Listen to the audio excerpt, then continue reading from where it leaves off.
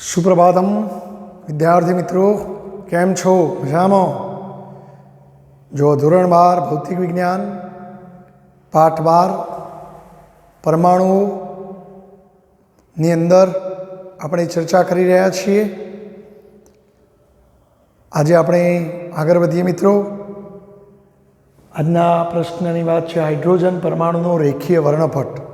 આપણે અગાઉ hydrogen પરમાણુના વર્ણપટમાં લાયમન બામર પાસ્ચન bracket fund જેવી વર્ણપટ રેખાઓની શ્રેણીઓ જોવા મળતી હતી।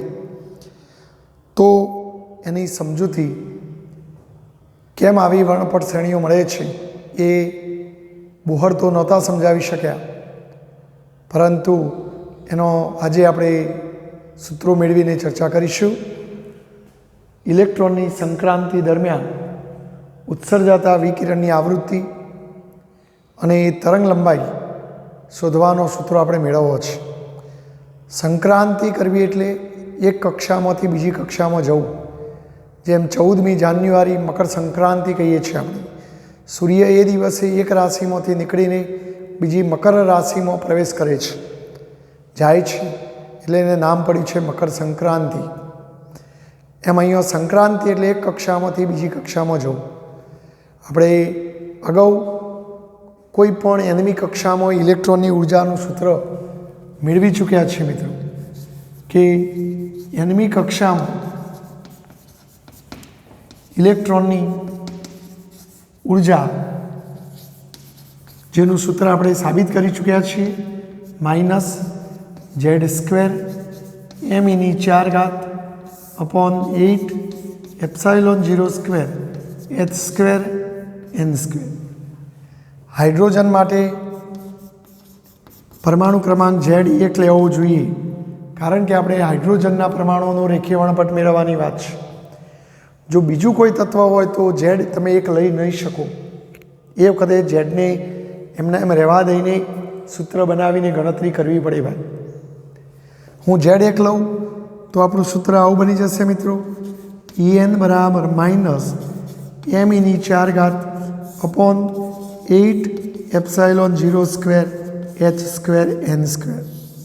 તો આ કોઈ પણ એનમી કક્ષામાં ઉર્જા શોધવાનું આ સૂત્ર છે। આપણે ગણતરી પણ કરેલી કે ભાઈ ન્યુક્લિયસની નજીકની સૌથી પહેલી કક્ષા n બરાબર 1, જેને આપણે ધરાવસ્થા કહેતા હતા, અને એ ધરાવસ્થાની ઉર્જા ઓછી હતી। હાઇડ્રોજનમાં -13.4 હતી, -13.4 હતી, યાદ કરો ગઈકાલનું લેક્ચર। બીજી કક્ષા જે ન્યુક્લિયસથી થોડી દૂર હોય તો એ બીજી કક્ષાની ઉર્જા આનાથી થોડી વધુ હોય, -3.4 હતી। ટૂંકમાં આમ જઈએ એમ ઉર્જા વધતી જાય। ધારો કે હું પહેલી કક્ષા, બીજી કક્ષા, ત્રીજી કક્ષા, એમાં કોઈ આયમી કક્ષા છે મિત્રો। કઈ કક્ષા છે? આયમી કક્ષા। અને આયમી કક્ષાના મુખ્ય ક્વોન્ટમ અંકને હું Ni કહું, અને આયમી કક્ષામાં ઇલેક્ટ્રોનની જે ઉર્જા હોય એને આપણે Ni કહીએ, બરાબર। Ni ક્વોન્ટમ અંકવાળી કક્ષામાં ઉર્જા Ni છે। એ રીતે ધારો કે અહીંયા કોઈ આગળની કક્ષા લઈએ, કેમી કક્ષા અથવા એફમી કક્ષા, તો આ એફમી કક્ષા છે મિત્રો, અને એફમી કક્ષાના મુખ્ય ક્વોન્ટમ અંકને Nf કહીએ આપણે। અને આ કક્ષામાં ઇલેક્ટ્રોનની ઉર્જાને એનમી કક્ષા એટલે En, એમ Nfમી કક્ષા એટલે Nf કહીએ। અહીં કઈ કક્ષામાં ઉર્જા વધુ હોય મિત્રો? તો જેમ જેમ ઉર્જા વધુ હોય એટલે આ કક્ષાની ઉર્જા વધુ હોય, એટલે અહીં આપણે આવું કહી શકીએ કે Eni is greater than Enf હશે। એટલે આપણે આ કક્ષા લઈએ મિત્રો, અને એક આ કક્ષા લઈએ આપણે, તો આ ઊંચી ઉર્જાવાળી Ni કક્ષા, તો ઊંચી ઉર્જા Ni વાળી જેનો મુખ્ય ક્વોન્ટમ અંક Ni છે, ઊંચી ઉર્જાવાળી એટલે કે Ni ક્વોન્ટમ નંબરવાળી કક્ષામાંથી ઇલેક્ટ્રોન નીચી ઉર્જા NF, જેનો મુખ્ય ક્વોન્ટમ નંબર NF છે, તો NF ક્વોન્ટમ નંબર વાળી કક્ષામાં ધારો કે સંક્રાંતિ કરે છે, એટલે આપણો ઇલેક્ટ્રોન ધારો કે આ ઊંચી ઉર્જાવાળી કક્ષામાંથી આ નીચી ઉર્જાવાળી કક્ષામાં સંક્રાંતિ કરે છે, તો આપણે અગાઉ પણ વાત કરેલી કે બોહર અધિતર્ક નંબર 3માં કે ઇલેક્ટ્રોન ઊંચી ઉર્જાવાળી કક્ષામાંથી નીચી ઉર્જાવાળી કક્ષામાં સંક્રાંતિ કરે તો એક ફોટોનનું ઉત્સર્જન કરે, અને એ ફોટોનની ઉર્જા એ બંને કક્ષાઓની ઉર્જાના તફાવત જેટલી હોય. તો આપણે અહીંયા ઊંચી ઉર્જા NI ઊંચી ઉર્જા છે અને NF નીચી ઉર્જા છે મિત્રો. તો ઊંચી ઉર્જામાંથી નીચી ઉર્જામાં સંક્રાંતિ કરે તો બંને ઉર્જાઓના તફાવત જેટલી ઉર્જા ફોટોન સ્વરૂપે ઉત્સર્જિત કરે. જો ઉત્સર્જિત થતા ફોટોનની આવૃત્તિ f હોય તો ફોટોનની ઉર્જા hf લખાય, અને આવૃત્તિને કોઈ વિદ્યાર્થી ન્યૂ કહે તો hν લખાય. તો આ બંને ઉર્જાઓનો તફાવત hν જેટલો થશે. અહીં આપણે વધારે ચોખવટ કરવી હોય તો આઈમી કક્ષામાંથી ઇલેક્ટ્રોન એફમી કક્ષામાં આવ્યું તો અહીંયા આપણે આવું લખીશું IF. તો IFનો મિનિંગ શું કરવાનું કે આઈમી કક્ષામાંથી ઇલેક્ટ્રોન એફમી કક્ષામાં સંક્રાંતિ કરે ત્યારે ઉત્સર્જિત થતા વિકિરણની આવૃત્તિ. તો આ ઉત્સર્જિત થતા વિકિરણની આવૃત્તિ આપણે ન્યૂ IF કહીશું. તો જો ફરી એકવાર મિત્રો, ધારો કે ઇલેક્ટ્રોન ઊંચી ઉર્જા NI ઉર્જાવાળી કક્ષામાંથી કે જેનો મુખ્ય ક્વોન્ટમ નંબર NI છે તે કક્ષામાંથી નીચી ઉર્જાવાળી એટલે કે NF ઉર્જાવાળી જેનો મુખ્ય ક્વોન્ટમ નંબર NF છે કક્ષામાં સંક્રાંતિ કરે ત્યારે બંને કક્ષાઓની ઉર્જાના તફાવત જેટલી ઉર્જા ફોટોન સ્વરૂપે ઉત્સર્જિત કરે. તો આ ફોટોનની ઉર્જા hν અથવા hν IF લખીશું આપણે. હવે આપણે આ બંને કક્ષાઓની ઉર્જાઓ ગણી નાખીએ મિત્રો. જો આને હું અત્યારે સમીકરણ નંબર 1 કહીને ઊભું રાખું, હવે હું આ બંને ઉર્જાઓ આ વ્યાપક સૂત્ર ઉપરથી ગણી કાઢીશ. જો આપણે ગણી નાખીએ મિત્રો, તો જો આઈમી કક્ષામાં ઉર્જા ગણવી છે, આ એનમી કક્ષામાં ઉર્જા છે, જો એન મુખ્ય ક્વોન્ટમ નંબર છે, આપણે આઈમી કક્ષાનો મુખ્ય ક્વોન્ટમ નંબર NI છે, તો NI, તો અહીંયા n દેખાય તો NI આવશે. તો આપણું સૂત્ર બનશે NI બરાબર -m⁴ અપોન 8ε0² મુખ્ય ક્વોન્ટમ નંબરની જગ્યાએ NI આવી જશે તો NI². ટૂંકમાં n દેખાય તો NI લખી દેવાનું. એ રીતે એફમી કક્ષામાં ઉર્જા, તો એફમી કક્ષાનો મુખ્ય ક્વોન્ટમ નંબર NF છે, તો n દેખાય તો NF, n દેખાય તો NF, તો NF is equal to -m⁴ upon 8ε0² NF². તો આ રીતે બંને કક્ષાઓની ઉર્જાઓ ગણી શકાય. હવે બંને અહીંયા મૂકી દઈએ તો hν IF, તો hν IF is equal two, ચલો NIની જગ્યાએ આપણે આ લખીશું -m⁴ અપોન 8ε0² NI². પછી જો આ માઇનસ તો એ માઇનસ. હવે આપણે આની કિંમત મૂકીશું NFની, પણ જો એ માઇનસ છે મિત્રો તો -m⁴ અપોન 8ε0² NF². જો મિત્રો ધેરફોર hν IF બરાબર, જો આ માઇનસ માઇનસ પ્લસ થઈ જશે, માઇનસ માઇનસ પ્લસ, તો આ ધન સ્ટેપ હું આગળ લખું મિત્રો, m⁴ અપોન 8ε0² NF², અને આ માઇનસ આ પાછળ લખું m⁴ અપોન 8ε0² એનઆઈ સ્ક્વેર. જો આમાંથી જેટલું સામાન્ય નીકળે એટલું કાઢી લઈએ મિત્રો. એમ નીકળશે, એની 4 ઘાત નીકળશે, 8 નીકળશે, એપ્સાઇલોન 0 સ્ક્વેર નીકળશે, એચ સ્ક્વેર નીકળશે. તો અહીંયા વધશે મિત્રો 1/NF સ્ક્વેર વધશે, માઇનસ અહીંયા વધશે 1/NI સ્ક્વેર વધશે. તો આ એચ ન્યૂ આઈએફનું સૂત્ર આવ્યું મિત્રો. આપણે આવૃત્તિનું સૂત્ર મેળવવું છે. તો આવૃત્તિને સૂત્ર કરતાં બનાવો તો એચ નીચે લઈ જાઓ તો આપણું સૂત્ર આવું બનશે મિત્રો. Nu IF is equal to M ઇની 4 ઘાત upon 8 epsilon 0 square H square. અને આ એચ નીચે આવી જાય તો એચ સ્ક્વેર અને આર એચ એટલે એચ ઘન થઈ જશે મિત્રો. 1/NF square minus 1/NI square. તો આ આવૃત્તિનું સૂત્ર છે મિત્રો. એટલે જો કોઈ એક્ઝામ્પલમાં એમ કે ઇલેક્ટ્રોન 5મી કક્ષામાંથી 3જી કક્ષામાં સંક્રાંતિ કરે તો આપણે મોટો ક્વોન્ટમ નંબર, તો જો આપણે આમ જેમ ક્વોન્ટમ નંબર મોટો હોય તો એનઆઈ મોટો હોય ને NF નાનો હોય. એટલે અહીં મિત્રો એનઆઈ મોટો હોય અને NF નાનો હોય. તો હવે જો તમને 5મીમાંથી 3જી કક્ષામાં સંક્રાંતિ કહે તો મોટો આંકડો એનઆઈ તરીકે લેવાનો અને આ નાનો આંકડો NF તરીકે લેવાનો. તો આ સૂત્રમાં જો ઇલેક્ટ્રોનનો દર તો આપણે જાણીએ જ છીએ, ઇલેક્ટ્રોનનો વિદ્યુતભાર પણ જાણીએ છીએ, એપ્સાઇલોન 0ની કિંમત પણ જાણીએ છીએ, પ્લાન્ક અચળાંકની કિંમત પણ જાણીએ છીએ. અને NFની જગ્યાએ 5 લેવાના, NIની જગ્યાએ 3 લેવાના. અને પછી આનું સાદુરૂપ આપો તો ઉત્સર્જાતા વિકિરણની આવૃત્તિ પ્રાપ્ત થાય.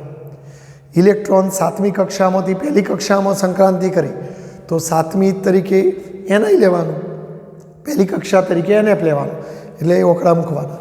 કેટલું સિમ્પલ સૂત્ર છે મિત્રો. જો આપણને ઉર્જાનું વ્યાપક સૂત્ર આવડતું હોય તો આ પ્રશ્ન એકદમ ઇઝીલી આવડી જાય. તમારે પહેલાં વ્યાપક સૂત્ર તો આપણે યાદ રાખવું જ પડે. હાઇડ્રોજન માટે Z1 હોય એટલે આ સૂત્ર. આ Nમી કક્ષા માટેનું સૂત્ર છે. આપણે NIમી કક્ષા કહેતો હોય NI લખવાનું હોય NI લખવાનું, NFમી કક્ષા કહેતો હોય NF લખવાનું NF લખવાનું. અને હવે ઊંચી ઉર્જાવાળી કક્ષામાંથી ઇલેક્ટ્રોન નીચી ઉર્જાવાળી કક્ષામાં સંક્રાંતિ કરી તો ઇલેક્ટ્રોનની સંક્રાંતિ થાય તો આપણે એ બંને ઉર્જાઓના તફાવત જેટલી ઉર્જા ફોટોન સ્વરૂપે ઉત્સર્જિત થાય. તો એ ફોટોન આ બોહર અધિતર્ક 3 છે. પછી આ બંને કિંમતો મૂકી દો, સાદુરૂપ આપો, તમને આવૃત્તિનું સૂત્ર મળી જાય. તમને અહીંયા તરંગ લંબાઈ શોધવાની પણ વાત કરી છે. તો જો હવે આપણે પ્રચલિત ભૌતિકશાસ્ત્ર મુજબ આવૃત્તિ અને તરંગ લંબાઈ વચ્ચેનો સંબંધ ખબર છે મિત્રો. C બરાબર F લેમડા. માટે જો લેમડાને સૂત્ર કરતાં બનાવશો તો C/F. પણ અહીં એફની જગ્યાએ આપણે ન્યૂ સિમ્બોલ વાપર્યો છે, ન્યૂ સિમ્બોલ વાપર્યો છે. જો તમે આઈમી કક્ષામાંથી એફમી કક્ષામાં જતા ઉત્સર્જિત થતી આવૃત્તિ જાણતા હો તો આઈમી કક્ષામાંથી એફમી કક્ષામાં જતા ઉત્સર્જિત થતા વિકિરણની તરંગ લંબાઈ પણ મળી જાય. અહીં CIF ના લખાય કારણ કે C તો વિદ્યુત ચુંબકીય તરંગોનો વેગ ફિક્સ જ હોય 3 × 10⁸. પણ જો મિત્રો આ રીતે સૂત્ર બનાવીશું તો આ ન્યૂ આઈએફનું સૂત્ર આવડું મોટું હોય નીચે લખીશું તો નીચે છેદમાં બહુ મોટું સૂત્ર આવશે. એટલે આપણે એક કામ કરીએ, આનું ઉલટાવી દઈએ. જો આનું ઉલટાવી દઈએ તો 1/λIF તો આ ઉલટાઈ જાય, ન્યૂ આઈએફ અપોન C થઈ જાય.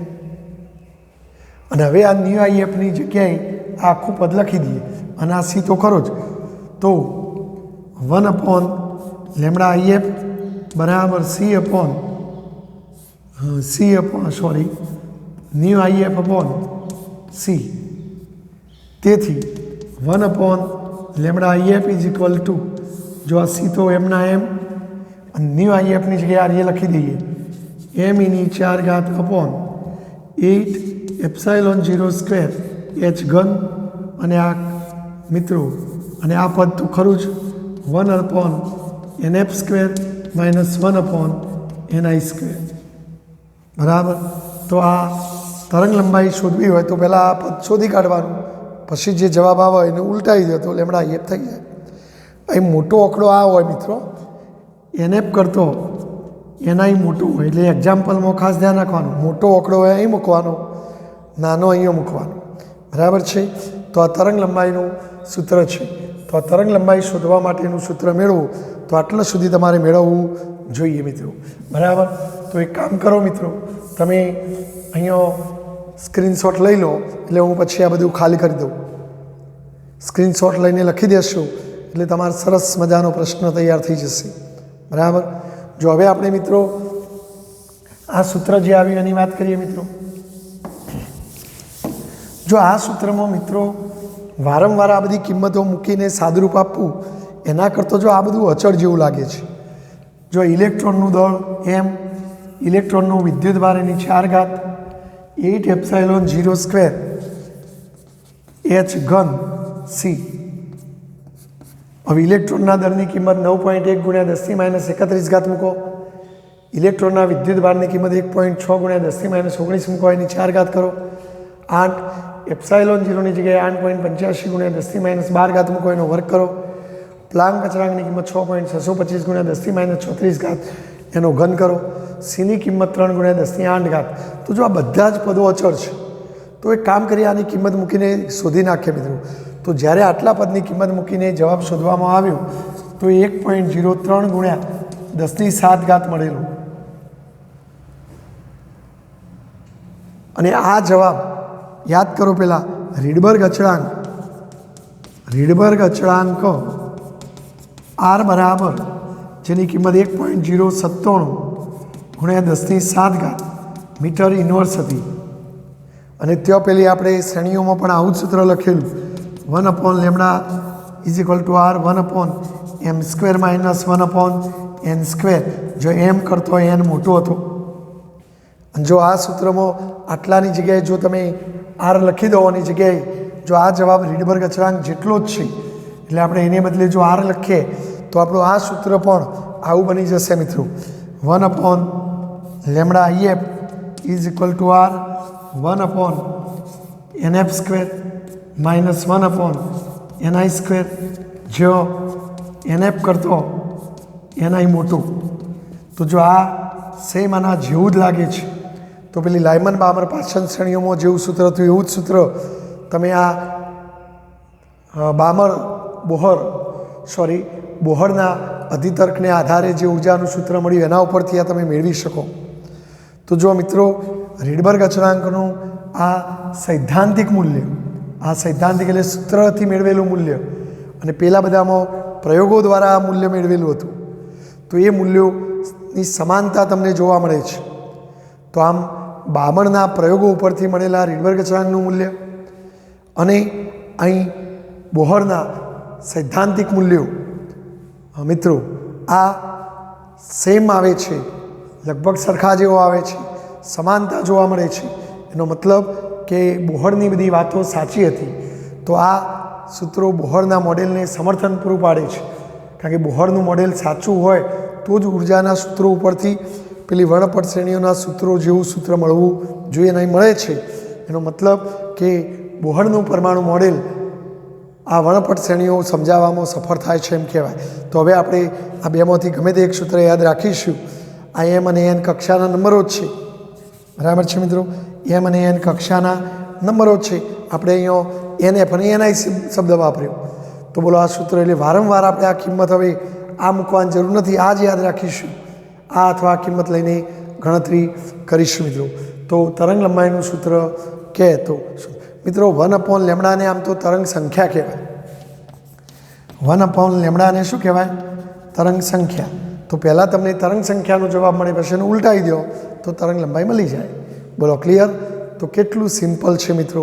તો આ તમને આવડવું જોઈએ. બરાબર. અને હવે આની મદદથી તમે પેલી બધી જ વર્ણપટ શ્રેણીઓ સમજાવી શકો મિત્રો. ચલો ઓકે. તો આટલા પ્રશ્નમાં તમને ખબર પડી જવી જોઈએ. આ પ્રશ્ન પૂછાય તો આટલે સુધી તમારે લખવું પડે. આની જગ્યાએ પછી આ રીડબર્ગ અચળાંકની વાતો કરી અને છેલ્લે આ સૂત્ર તમારે લખી દેવાનું. બરાબર. આ ખાલી વાત આપણે કરી પણ છેલ્લે આટલે સુધી તમારે લખવાનું રહેશે.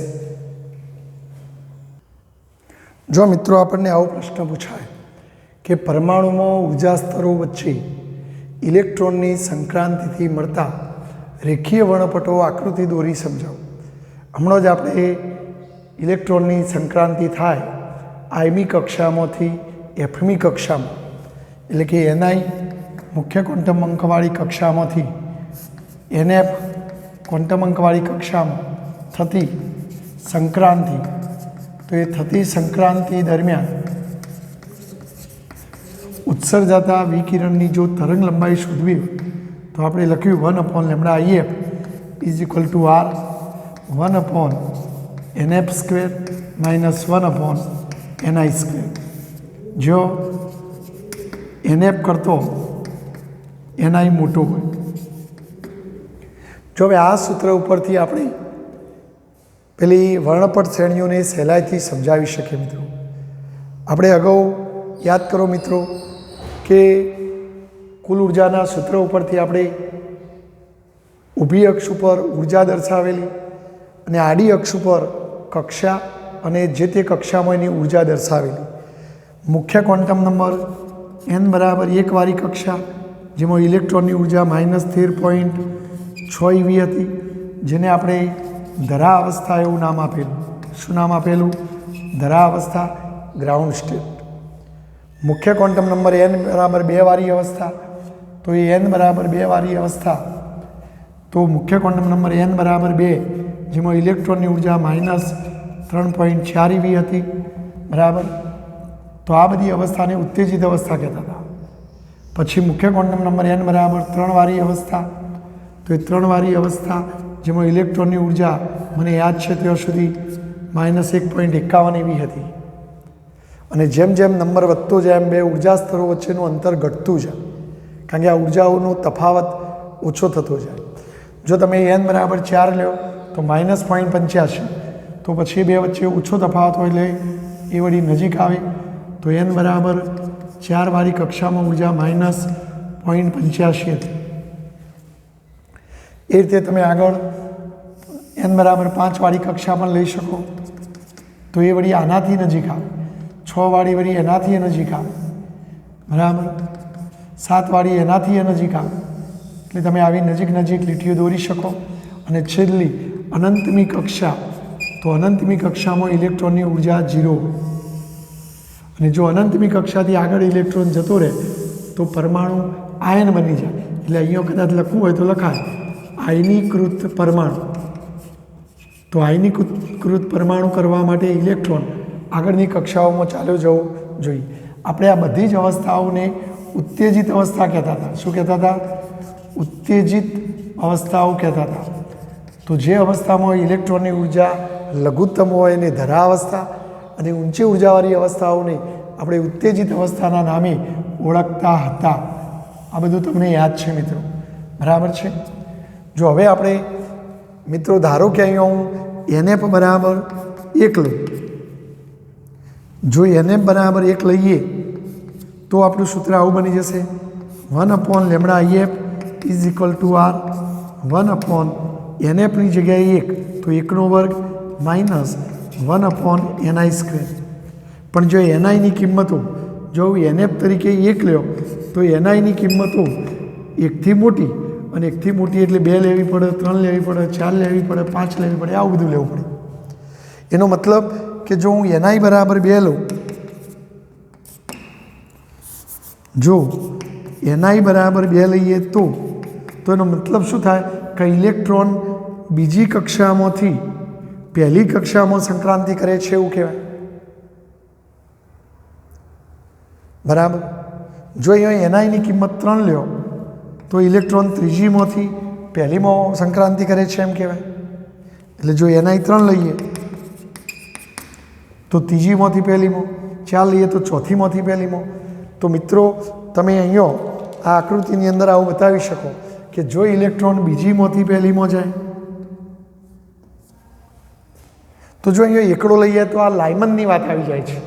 લાયમનમાં આપણે અહીંયા એકડો લેતા હતા તો આ કિંમતો 1થી મોટી લેતા હતા, 2, 3, 4. તો લાયમન શ્રેણીમાં આવું થતું હોય મિત્રો. ઇલેક્ટ્રોન બીજીમાંથી પહેલીમાં આવે, ત્રીજીમાંથી પહેલીમાં આવે, ચોથીમાંથી પહેલીમાં આવે, પાંચમીમાંથી પહેલીમાં આવે, છઠ્ઠીમાંથી પહેલીમાં આવો, સાતમીમાંથી પહેલીમાં આવો, આઠમીમાંથી પહેલીમાં આવો.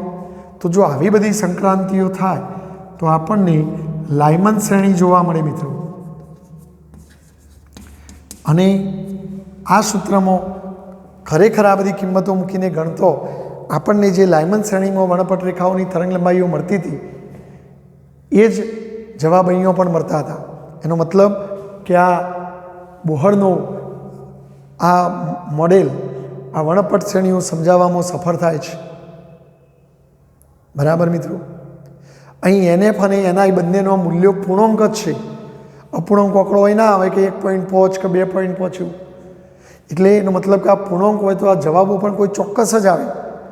તો અહીં NF અને NF, અહીં NI અને NF બંને પૂર્ણાંકો હોવાથી આ સમીકરણ દર્શાવે છે કે જો તમે વિવિધ સંક્રાંતિઓ લ્યો તો તમને કોઈ ચોક્કસ વિવિધ આવૃત્તિઓ કે વિવિધ તરંગ લંબાઈ વાળી જ વર્ણપટ રેખાઓ મળે, બધી જ ન મળે. એટલે અસતત વર્ણપટ મળે, સતત ન મળે. તો એ આપણા પેલા પ્રયોગોમાં જે અસતત વર્ણપટ મળવાની વાત હતી એ આ રીતે તમે સમજી શકો છો. બરાબર. જો કોઈ વિદ્યાર્થી મિત્રો NFની જગ્યાએ 2 લે, જો NF બરાબર 2 લે તો આપણું સૂત્ર કેવું બની જાય? તો 1/λIF is equal two R 1/2 minus 1/NI² થાય. પણ NIની કિંમતો કઈ લેવાની? તો જો NF તરીકે તમે 2 લો તો NIની કિંમતો 2થી મોટી, 2થી મોટી એટલે 3, 4, 5 આ બધી લેવી પડે.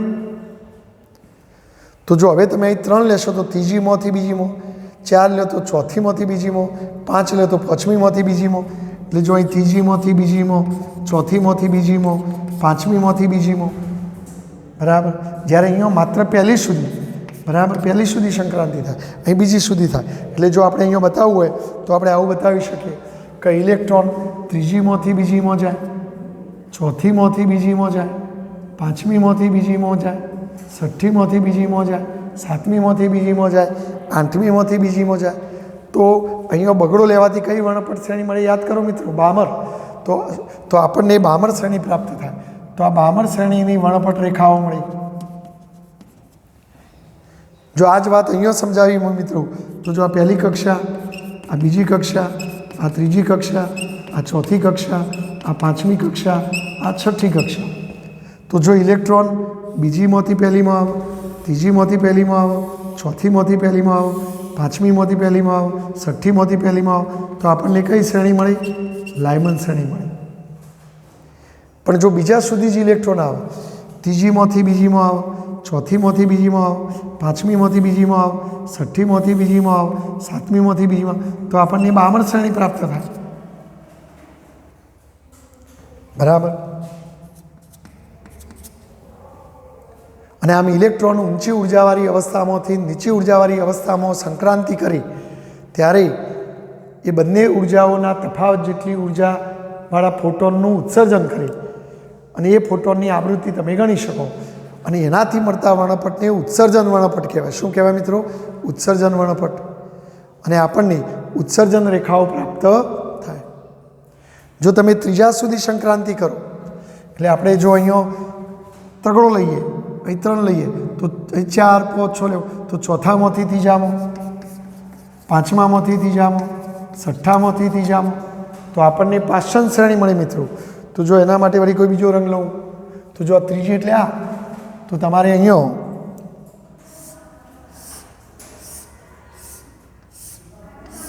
આવું બતાવવાનું મિત્રો કે ભાઈ ચોથામાંથી ત્રીજામાં, પાંચમામાંથી ત્રીજામાં, છઠ્ઠામાંથી ત્રીજામાં, આ રીતે. તો આપણને પાચન શ્રેણી પ્રાપ્ત થાય. બ્રેકેટમાં 4 સુધી જવું પડે, પાંચમામાંથી ચોથામાં, છઠ્ઠામાંથી ચોથામાં, સાતમામાંથી ચોથામાં, આ રીતે. તો આપણને કઈ શ્રેણી મળે મિત્રો? બ્રેકેટ શ્રેણી મળે. અને જો પાંચમા સુધી આવીએ તો ફંડ શ્રેણી મળે મિત્રો. જો અહીંયા બતાવવું હોય તો આ ત્રીજા સુધી આવવાની વાત, ચોથામાંથી ત્રીજામાં, પાંચમામાંથી ત્રીજામાં, છઠ્ઠામાંથી જો એક કક્ષા દોરી હોય તો લીટી દોરવાની, તો આપણને પાચન શ્રેણી મળી. અને આ બ્રેકેટ શ્રેણી કહેવાય. અહીં ફંડ શ્રેણી, જો આ લીટીઓ ગોખવાની નહીં કે આમાં આટલી લીટીઓ આવે, આમાં આટલી લીટીઓ આવે, એ તો તમે અહીં કક્ષાઓ વધારે દોરી હોય તો તમે વધારે લીટીઓ એમ દોરી શકો. જો આપણે આ કક્ષામાંથી હજી બતાવાય અહીંથી બતાવાય એમ, બરાબર, તો આપણે આમ દોરી શકીએ. તો આ બે વાતો એક જ છે. આપણા પુસ્તકમાં આકૃતિ દોરેલી છે મિત્રો, તો આકૃતિ દોરીને સમજાવવાની વાત કરી છે. તો આ દોરવું પડે, આ સૂત્ર લખવું પડે અને આવી બધી વાતો લખવી પડે. આપણે યાદ કરો કે એકડસ સુધી પહોંચાડવામાં લાયમન શ્રેણી આવતી હતી, તો આને લાયમન આલ્ફા અને લાયમન બીટા, લાયમન ગેમા કહેવાય. એ રીતે આને બામર આલ્ફા કહેવાય, બરાબર, બામણની આલ્ફા, બામણની બીટા, બામણની ઘેમા રેખા કહેવાય. એ રીતે આને પાશ્ચનની આલ્ફા, પાશ્ચનની બીટા, પાશ્ચનની ઘેમા, આવું બધું કહેવાય. તો આ રીતે વર્ણપટ શ્રેણીઓ સમજાવી શકાય. તો આમ પરમાણુ વર્ણપટમાં જુદી જુદી આપણને જે રંગીન પ્રકાશિત રેખાઓ ઉત્પન્ન થતી જોવા મળે છે એ બીજું કંઈ જ નથી મિત્રો, પણ આપણે ટ્યુબની અંદર આપણે વ્યવહારમાં જે વિકિરણનું ઉત્સર્જન કરતી ટ્યુબો હોય એમાં જે વાયુ ભરેલો હોય, તો એક ફિલામેન્ટમાંથી બીજા ફિલામેન્ટ તરફ ઇલેક્ટ્રોન જતો હોય તો એ વાયુના પરમાણુને ટકરાય, વાયુનો પરમાણુ ઉત્તેજિત થાય અને પછી એ જ ઇલેક્ટ્રોન આ ઉત્તેજિત અવસ્થાઓમાંથી ધરાશ સ્થિતિમાં આવે ત્યારે આવી વિકિરણ રેખાઓ, પ્રકાશિત રેખાઓનું ઉત્સર્જન કરતો હોય છે અને આપણને ઉત્સર્જિત રેખાઓ અથવા ઉત્સર્જન વર્ણપટ પ્રાપ્ત થાય છે. ટૂંકમાં ઊંચી ઉર્જામાંથી નીચી ઉર્જામાં આવે તો ઉત્સર્જન થાય. એનાથી ઊંધું પણ મિત્રો થઈ શકે. આપણે ગઈકાલે વાત કરી હતી કે જો ઇલેક્ટ્રોન ધરાશ સ્થિતિમાં હોય તો એની ઉર્જા આટલી હોય, પણ જો ઇલેક્ટ્રોનને આ નીચી ઉર્જાવાળી કક્ષામાંથી ઊંચી ઉર્જાવાળી કક્ષામાં અહીં જવું હોય તો અહીંથી અહીં જવાબ એનો તફાવત 10.2 eV હતું. જો અહીંથી અહીં આવે તો 10.2 eV ઉર્જાવાળા વિકિરણનું ઉત્સર્જન કરી, પણ અહીંથી અહીં જવું હોય તો 10.2 eV ઉર્જાવાળા ફોટોનનું એને શોષણ કરવું પડે. તો આવી ચોક્કસ ઉર્જાઓવાળું જો કોઈ વિકિરણ હોય અને એ વિકિરણ જો એ વાયુમાંથી પસાર થાય, ધારો કે તમે ટ્યુબની અંદર મિત્રો,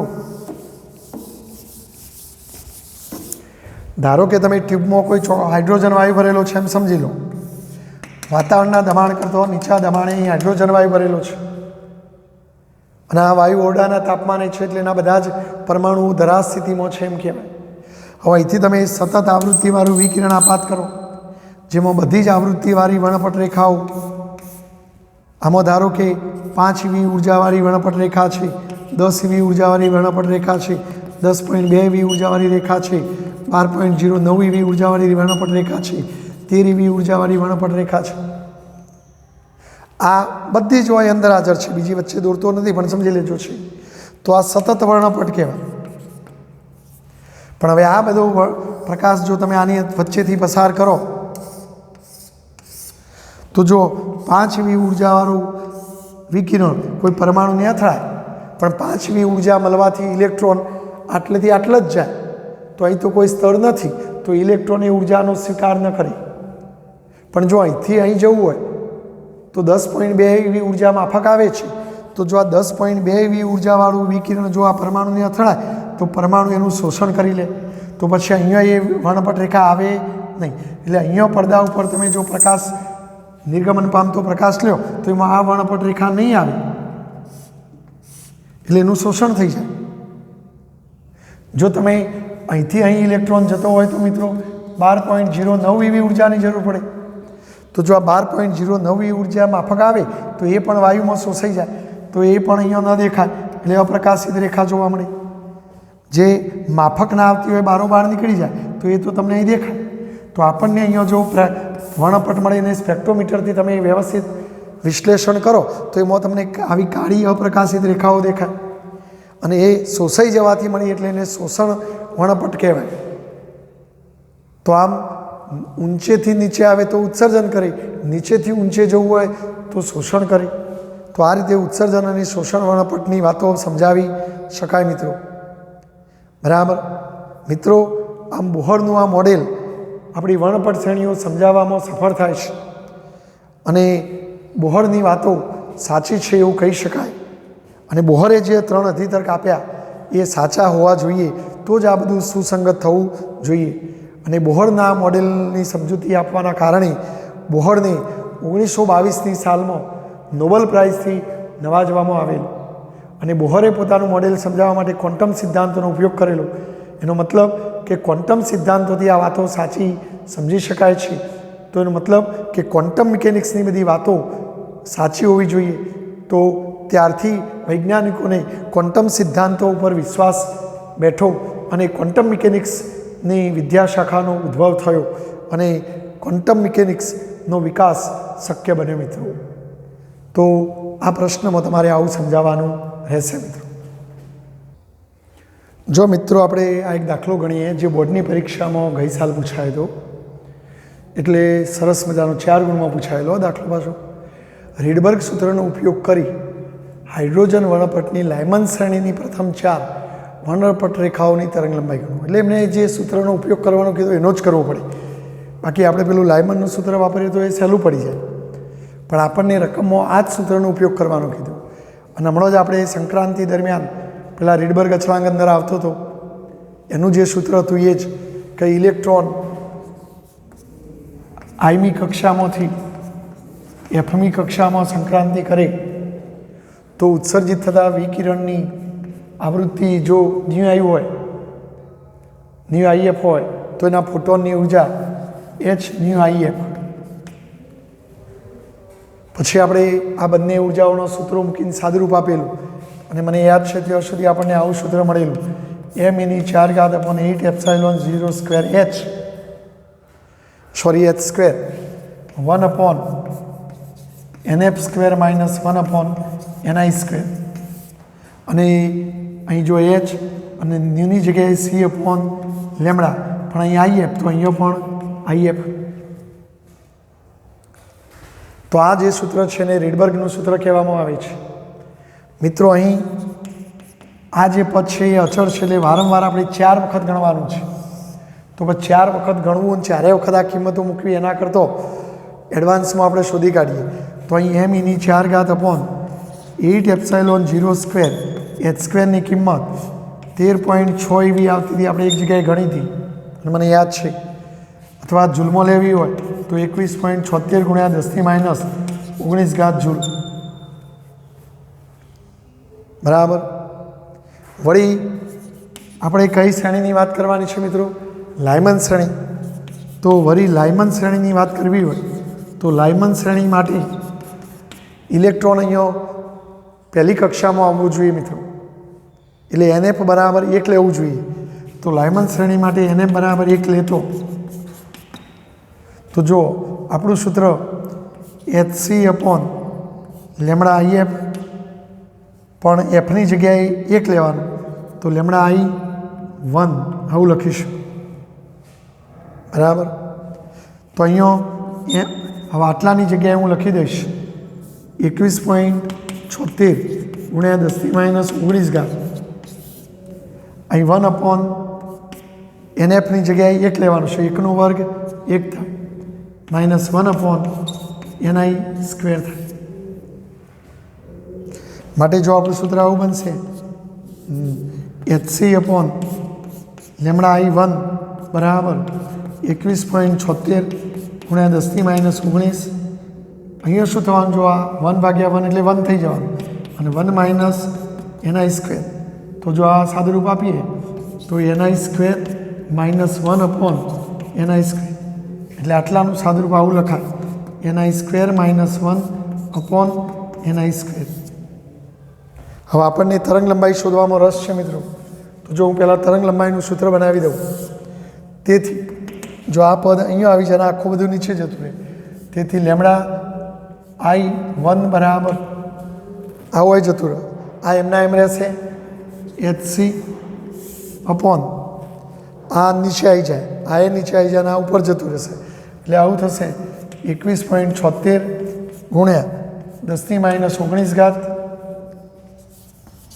ni સ્ક્વેર માઇનસ 1 અને આ ઉપર જતું રહેશે ni સ્ક્વેર. જો હજુ થોડું નાનું બનાવીએ બોલો, પ્લાન્ક ચળાંકની કિંમત 6.625 ગુણ્યા 10⁻34, સીની કિંમત 3 ગુણ્યા 10⁸ છેદમાં 21.76 ગુણ્યા 10⁻19 ઇન્ટુ ni સ્ક્વેર છેદમાં ni સ્ક્વેર -1. હવે આટલો કેલ્ક્યુલેટરથી આટલાનું સાદુરૂપ આપો મિત્રો, તો આ જવાબ આવે છે 913.4 ગુણ્યા 10⁻10 into ni square upon ni square -1. આટલા મીટરમાં જવાબ આવશે આ તરંગ લંબાઈ. પણ જો 10⁻10 મીટર એટલે એંગસ્ટ્રોમે લખાય, એટલે જો તમે આવું લખવા માગતા હો તો 913.4 ni square upon ni square -1 angstrom. તો જો આપણે એક વ્યાપક સૂત્ર બનાવી દીધું. જો ફરી એકવાર મિત્રો મેં શું કર્યું, આ રીડબર્ગનું સૂત્ર છે, ન્યૂ આઈએફની જગ્યાએ સી અપોન લેમડા આઈએફ, અને આનું સાદુરૂપ આવું આવતું હતું હમણાં પેલા આગળના પ્રશ્નમાં આપણે મેળવ્યું. આ પદની કિંમત આટલી થાય તો મેં અહીંયા મૂકી દીધી. વળી લાયમન શ્રેણીની 4 રેખાઓ માગીશ એટલે એવો એકડો આવે તો 1/1 વર્ગ એટલે 1, તો 1 - 1 ni સ્ક્વેર, અને એનું સાદુરૂપ આવું થાય. હવે આને સૂત્ર કરતાં બનાવો, આ બેની કિંમત મૂકો અને આટલાનું સાદુરૂપ આપો એટલે આટલું થાય. આ મીટરમાં છે, એંગસ્ટ્રોમ કરે. હવે જો આપણે પ્રથમ 4 વર્ણપટ રેખાઓ કીધીશ તો લાયમન શ્રેણીમાં યાદ કરો, જો અહીંયા એકડો હોય તો આની કિંમતો 2 થી ચાલુ થાય, 2, 3, 4, 5. એને પણ આપણે 1 લઈએ છીએ તો આ 2. તો બીજીમાંથી પહેલીમાં તો એ પહેલી વર્ણપટ રેખા, ત્રીજીમાંથી પહેલીમાં એ બીજી વર્ણપટ રેખા, ચોથીમાંથી પહેલીમાં એ ત્રીજી વર્ણપટ રેખા, પાંચમીમાંથી પહેલીમાં એ ચોથી વર્ણપટ રેખા. બરાબર. તો ટૂંકમાં એનઆઈની આઈની કિંમતો બદલવાની. તો જો હું અહીંયા એનઆઈ બરાબર 2 લઉં તો એનઆઈ બરાબર 2, તો આપણને તરંગ લંબાઈ લેમડા, તો અહીંયા જો પહેલી અહીં એનઆઈ 2 લે તો બીજીમાંથી પહેલીમાં, તો અહીંયા આપણે આ રીતે લખવું પડે મિત્રો.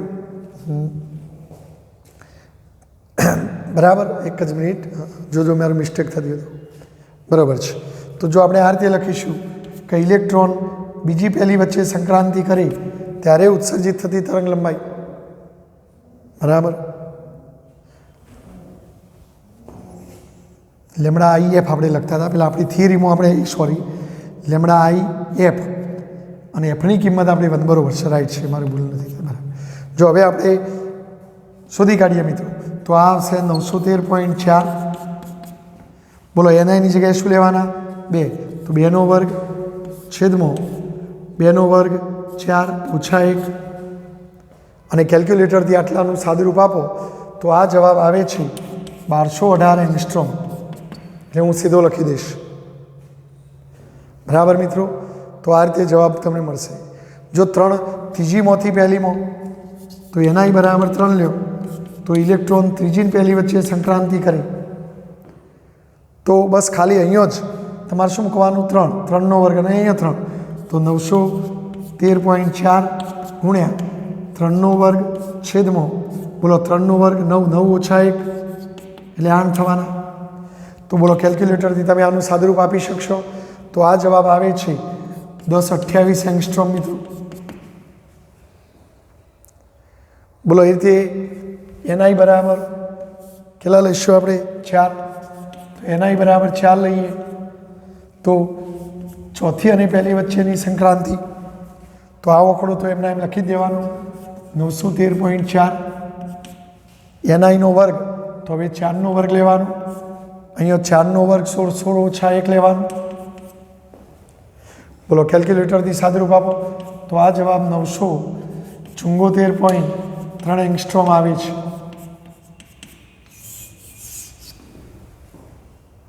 પછી તમે ચોથી રેખા 4 રેખાઓ માગી છે તો હજુ તમારે કોકડો આગળ લેવો પડશે.